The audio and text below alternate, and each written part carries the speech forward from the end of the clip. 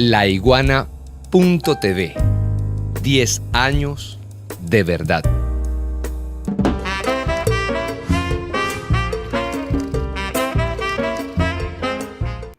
Ahora, vamos desde el inicio. La última vez que nosotros conversamos, sale un Petro pidiendo 1 milloncito de votos. Él dice, con 1 millón de votos, nosotros ganamos. Y por otra parte, se da un todos contra Petro. Es decir, una cuestión que yo adjetivaría de sangrienta. Si la campaña de la segunda vuelta fue realmente sanguinaria desde el punto de vista mediático, desde el punto de vista judicial, desde el punto de vista de la violencia. Sí, fue muy duro. ¿Cómo hizo? Resulta que Petro no termina sacando ese millón de votos que pide, sino dobla y más el número de votos que él había pedido. ¿Qué pasó ahí? ¿Qué pasaron durante esas semanas previas a la segunda vuelta y cómo se llega a sacar más de 2 millones de votos? Sí, bueno, pasaron varias cosas. Yo diría que cada semana, de esas 3 semanas que fueron la diferencia entre la primera y la segunda vuelta, tiene una caracterización. Okay. La primera semana es la semana, como diríamos aquí en Venezuela o en Colombia, del ratón o del guayabo. Es decir, esa caracterización que hicimos la vez pasada es un triunfo sin victoria, es un triunfo sin celebración. Esa primera semana es todavía, ¿qué hacemos? O sea, ¿cómo enfrentamos este triunfo de la primera vuelta, pero con un adversario que era el que menos quería tener la campaña de Gustavo Petro enfrente, con una votación que si se sumaba todo lo que había alcanzado el denominado centro, que no es tal, pero que se denomina centro, y el candidato más oficial, más formal del uribismo, que era Fico Gutiérrez, pues tenía todas las de ganar. Entonces había incluso voces dentro de la campaña del Pacto Histórico, dentro de sectores, digamos, de opinión que habían estado apoyando la candidatura del Pacto Histórico, como que estaba todo perdido, no se podía hacer nada, había aires de derrota. Pero la campaña, a pesar de que esa era la percepción, de que esa era la impresión y que la candidatura de Rodolfo Hernández tomó la delantera, la campaña supo identificar con mucha claridad los errores de Rodolfo Hernández, mostrarlo como el verdadero, digamos, Duque II,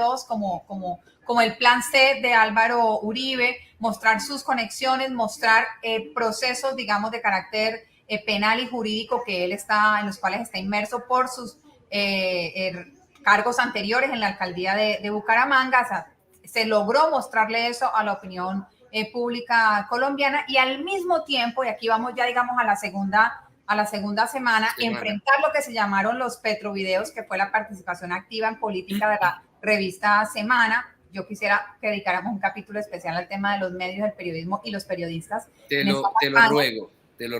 Pero bueno, digamos, la campaña enfrenta estas acusaciones de lo que ellos mismos denominaron los Petrovideos, que fue una demostración de una infiltración de la campaña durante meses y meses, de conversaciones internas de los cuadros, digamos, de la campaña, de sus estrategias. Y mientras con las chuzadas, ¿no? Se llama en Colombia. Correcto. Y mientras eso... Es una especialidad del uribismo, por cierto. En términos de la opinión pública y del Twitter, yo me acuerdo que yo incluso puse un tweet en un momento determinado, creo que ya hacia la tercera semana, diciendo el país no cabe en un tweet. Y es que estaba sucediendo que la campaña del Pacto Histórico había hecho una lectura muy en filigrana de cómo se había votado en la primera vuelta. Y ahí voy a entrar a contestar a tu pregunta. O sea, encontraron los lugares donde sí podía crecer la votación de Gustavo Petro, que la derecha decía que ya había llegado el techo, que ese era su techo, que no iban a sacar más de la matriz de opinión. Y medio. Y ellos encontraron, haciendo, digamos, uso de la geografía electoral, los lugares donde Petro tenía la posibilidad de crecer. Y a eso hicieron, digamos, una estrategia de ir al territorio. Y en eso se dividió la vicepresidenta, hoy vicepresidenta electa, el presidente electo, los senadores que el Pacto Histórico tiene mayoría y que tienen representatividad nacional, y se dividieron el país y empezaron a viajar y empezaron a hacer pequeños, digamos, ya no las grandes movilizaciones, las grandes manifestaciones en las grandes ciudades, sino a ir a esos pueblecillos, a esos lugares, a las ciudades capitales también, a lograr que el que no había salido a votar en esos lugares lo hiciera. Y una de las claves, lo habíamos conversado, era que los que no votaran sí lo hicieran. Y eso fue lo que pasó el domingo. Eso fue lo que pasó. O sea, el domingo Colombia vivió la jornada electoral con mayor participación de su historia, ¿sí? Y Gustavo Petro logró sacar, digamos, 2 millones y casi 2.700.000 votos más que en la primera vuelta en 3 semanas.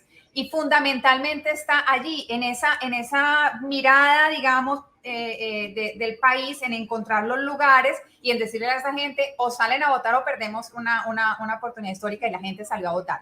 Durante el día domingo, yo te escucho, esto es un programa de política, de análisis, yo te escucho y tengo la piel de gallina. Sí, el porque domingo, es que tumbar el mito, tú acabas de tocar un tema fundamental antes que sigas en tu narrativa, pero tumbar el mito de que la izquierda tenía un techo en Colombia, es decir, es de proporciones inimaginables, porque quitas un tabú, un chantaje histórico. Probablemente estos nuevos votantes no están tan ideologizados, Miguel. O sea, estos nuevos votantes se conectaron con la posibilidad de cambio, con la posibilidad de transformación. Son votantes que han vivido en carne propia el conflicto, a los que no hay que echarle el cuento de que es la guerra, porque la viven diariamente y vieron cómo el país retrocedió en términos de derechos humanos estos 4 años de una manera radical y dramática. Son las víctimas que se han movido en el desplazamiento y han regresado al territorio. ¿Y por qué digo esto? Porque las imágenes del domingo, lo que pasa es que esas imágenes solo las veíamos a través de la cuenta de uno de los actores políticos en la contienda y era muy difícil, digamos, reportarlas. Pero las imágenes del domingo ya leídas en perspectiva son las de indígenas haciendo fila en sus resguardos para votar. Son las de hombres y mujeres negros montados en chalupas, que son esas barcas que se van por los ríos, digamos, llenos de mangles en el Pacífico colombiano, 2 y 3 días para llegar al puesto de votación. Yo había comentado eso, que el sistema electoral colombiano tampoco tenía muchas oportunidades para que mucha más gente votara, porque es un sistema de grandes centros y donde no se alarga la jornada electoral. Entonces, por eso te digo que la estrategia fue mirar el mapa, decir en cuáles puntos podemos tener posibilidad de crecer, y a eso se dirigieron, y allí estuvo parte de la clave, digamos, del triunfo de la fórmula. Y quiero decir que no es necesariamente un voto ideologizado, porque sí es cierto que Gustavo Petro es un candidato con ideas, digamos, progresistas. Yo diría que en la actualidad es un hombre más de centro izquierda que de izquierda, en su discurso, en su comportamiento, en sus posiciones, tanto de política interna como de política externa, lo que no quiere decir que no sea un cambio, lo es en términos, digamos, de la historia nuestra, de nuestro territorio en claro. Colombia, pero digamos, esta candidatura no tiene solo votos ideologizados en ese sentido, sino que son el voto de la gente que efectivamente vio en Gustavo Petro, pero fundamentalmente en Francia, la posibilidad de un cambio. Los negros, los marginados, las mujeres ven en esa mujer, Francia Márquez, la oportunidad de representación que nunca habían tenido, y ella los congrega.